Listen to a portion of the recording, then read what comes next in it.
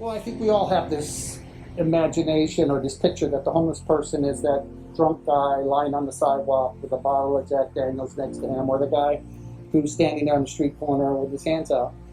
But that's not the true picture of homelessness.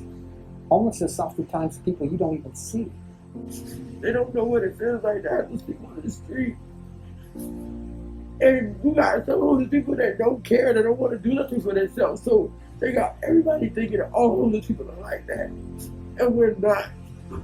You got people like me that want to try and want to work, want to do something for themselves. But you got people that have messed it up for everybody else.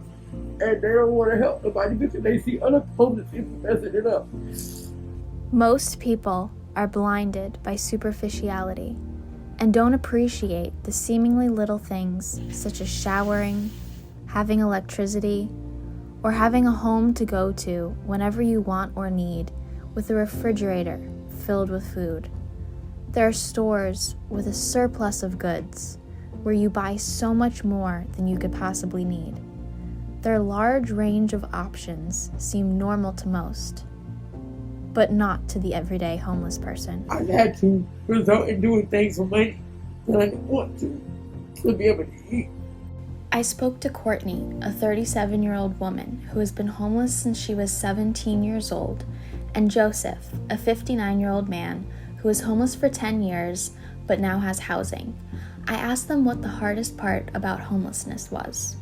Sleeping out here, wanting to be able to be in a comfortable bed, be able to take a real shower instead of having to wash in a water fountain, or have to wash your clothes out in a water fountain, and have to put them on wet because you don't have no way to dry your clothes. Sleeping on the ground, and then when you get wet in the rain, you got nowhere to go. The hopelessness of that feeling so hopeless out on the ground, raining, got nowhere to go. That's the worst part for me. And I just want that chance. I want a chance to say, I did it. I feel good and I did it for myself, not for somebody else. We approached this woman who had been living on the side of a busy road for days. She was petrified of us, even as we gave her food and water. This goes to show just how traumatic life is as a homeless person. Then, I spoke to Perry Cannon, a pastor that works for Hope South Florida, an organization that helps homeless in any way they can by giving them meals, helping them with housing, offering showers if needed, and giving them donated clothes and other personal items.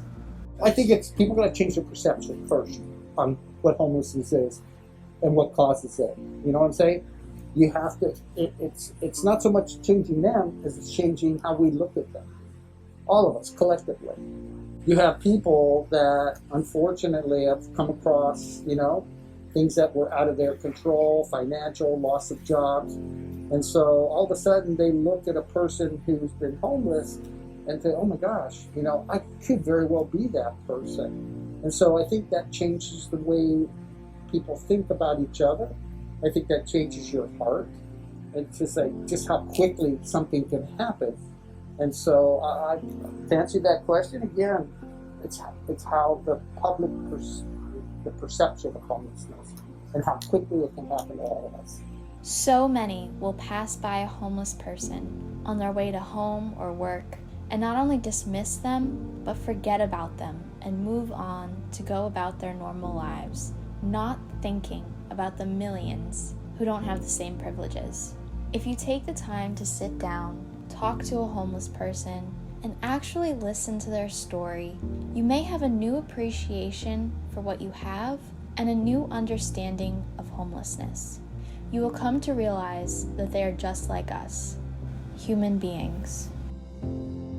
Don't judge homelessness by what you see, it's what you don't see. It's what you don't see.